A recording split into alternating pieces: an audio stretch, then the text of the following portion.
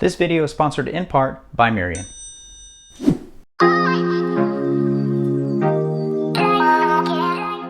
What's up guys, SpeedDemon706 here, and today I'm going to talk about a Nintendo Switch Lite shell that you can switch your original Switch shell for. So I haven't seen any how-to videos on the disassembly of a Switch Lite and reassembly with a shell swap for the Switch Lite. I've seen disassembly videos out there, and a lot of it has been like tech reviews of, well, what's inside the Nintendo Switch Lite? What's the difference? Let's see what's inside of it. But I don't know if there are any actual how-to disassemblies and reassemblies. I'm sure they're out there. YouTube's a big platform. I just haven't come across them. And I've done a few searches here and there.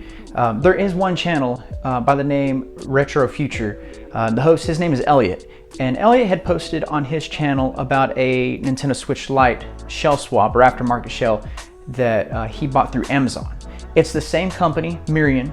It's the same company, and basically somebody had posted this Switch Lite with the aftermarket shell, and he came across it, snagged it up, and basically talks about it on his channel. If you haven't seen it, I highly recommend it. It's a great video, great content. He comes out with some good content, and I binge watch his videos quite often. He covers a lot of the retro gaming consoles like Game Boy Colors and backlight kits and things like that. So if you haven't, go by and check him out. I'll link his video of the Switch Lite shell in the description below as well. So about this Switch Lite shell, I'm doing a disassembly tutorial and a reassembly tutorial. It's broken down into two videos. And before I go on any further, I want to share with all of you, this is how I did it. I'm not a certified technician, electrician, or a video producer. I'm just a guy with a camera. So take it for what it's worth, and I hope this can serve as a reference to a lot of you out there. I've done things like this before, especially with my Nintendo Switch Joy-Con shell swaps. And so that seemed to do pretty good, and I figured I would do the same thing here. But again, take it for what it's worth, and I hope this can help you. And one of the reasons why I think this hasn't been done yet by a lot of YouTubers out there is because there are so many screws, and I believe there's 56 components in the Switch Lite. Everything's so compact, and there's just so much going on in there that I think some YouTubers out there are hesitant. Maybe it just doesn't interest them, but that's just my opinion. So without further ado, let's get to it. All right, for starters, here's the box that it came in, replacement shell for Switch Lite. And to me, it's kind of misleading because it shows yellow and white, but inside it's a totally different color. But fortunately for me, I knew what I was getting. All right, on the back, it says it's eco-friendly, precise cutouts, anti-scratch, and comfortable feel. And then down there at the bottom, you can see the contact information for Mirian Direct. So I think the anti-scratch is only referring to the screen protector. So I'm gonna go ahead and crack this open.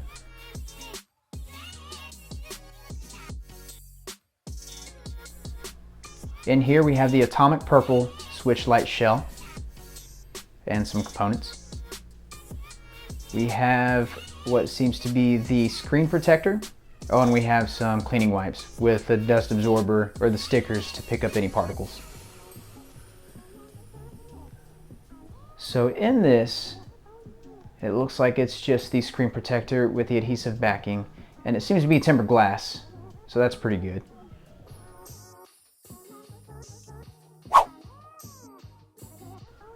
All right, taking this out of the packaging here, taking a look at it, we see that it has some components. It's just your game card slots, micro SD card slots, and part of the internals that we're going to get to later. And then we also have our colored buttons.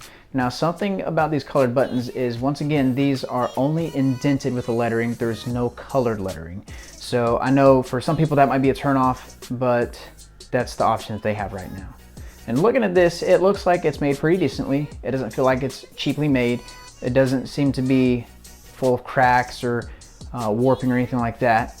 Everything does seem to look like it's got some precise cuts as per the packaging. It feels pretty good. And it's a slick finish. It's not a matte finish or anything, which you can obviously see here. But the backplate looks good. No warping, no cracks, nicks, or burrs or anything like that. Overall, it seems like it's a really decent quality. To do this build, you're going to need your toolkit, your Switch Lite, and I recommend a tray with a lot of slots in it. So on your Switch Lite, I start at the bottom with the 2 Phillips head screws.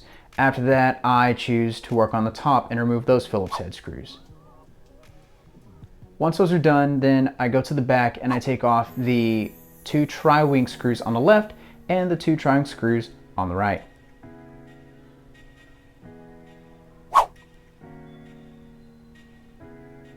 Alright, now once those are removed, just simply start prying the switch case apart from itself. It's literally held in by those pegs that you can see between my thumbs and my fingers. It's just kind of like a clip system. And don't worry about any ribbon cables or anything like that. There's nothing here that's gonna damage the switch. It literally just comes off. Alright, remove the back plate. Not a lot going on with the back plate, so set that off to the side. But there is a lot going on with the switch Lite, and we haven't even taken off the back plate to see what's under that. So that's what we're going to start with. We're going to take out the screws from these locations right here. There should be 5 screws.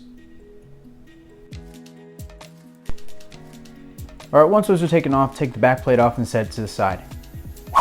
Alright, now over here you can see the motherboard, and this is where we're going to be working. So there's a total of 8 screws here.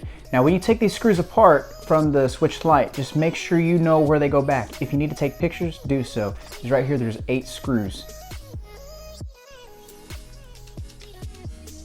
Alright, and right here is the ZL cluster. I call it a cluster, but you have the ZL button and then you have your silicone membranes. So for now, just take those and set them off to the side. Alright, and right here I disconnect the speaker wire and then I take off the speaker. Now for me, I wanted to see what was inside the speaker housing, so I took apart the 2 top screws, and this is what the speaker looks like. You don't have to remove the 2 top screws. I forgot to show this, but just to the left of the battery is a ribbon cable that needs to be removed to disconnect it. I use a scraper so I can get the lithium-ion battery free from the adhesive or from the switch Lite, because the adhesive is really strong, so just be careful. Alright, next we're going to take out the heat pipe, removing these 3 screws. And it pops right out. Just be careful of the heat putty.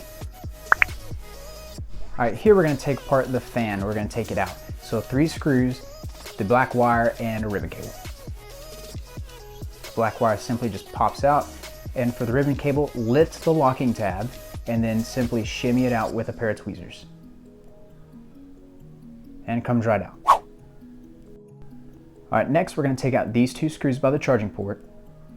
And once those are taken out, we're going to move to the headphone jack and game card slot. We're going to take out those screws and this middle screw right here next to the fan, and then the white wire that was next to the black wire.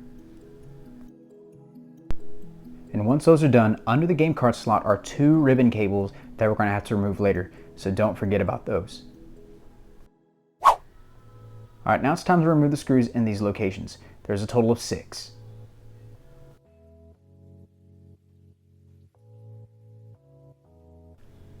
Alright, so do the same thing like last time. Take out your R and ZR buttons and the membranes. Continue on removing the screws. And here we're going to take out our ribbon cables. You're going to pop up the locking tab to free the cable, and then you're going to simply work it out with your tweezers or your fingers or however you see fit.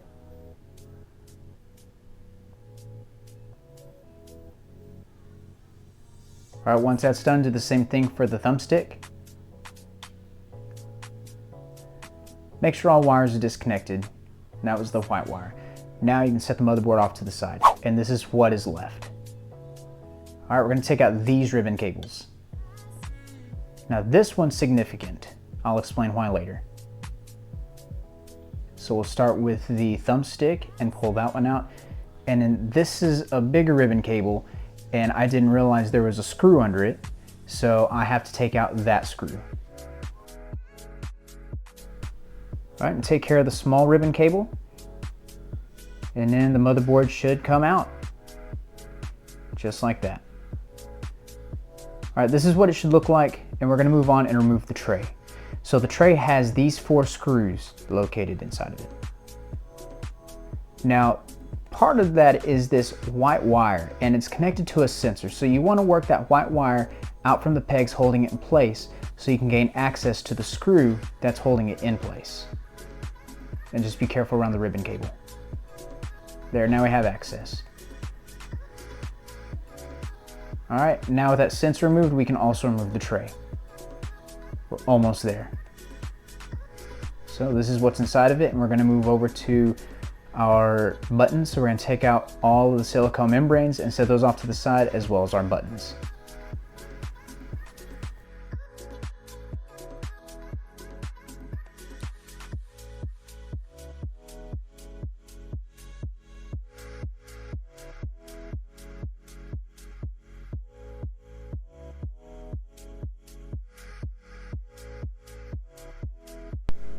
Once this is all taken out, we're going to remove our thumbsticks from these 4 screws right here.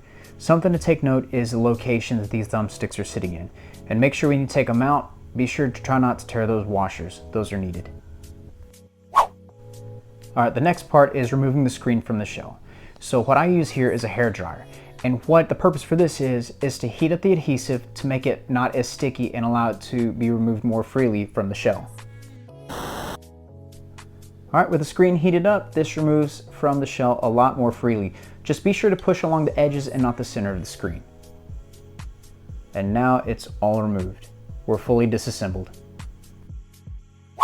And that's going to be part 1 of this 2-part series. So we're fully disassembled, we have everything laid out on the table, so all you need to do is just go check out the second part, part 2. I'm Speed Demon at 706. Have a great day.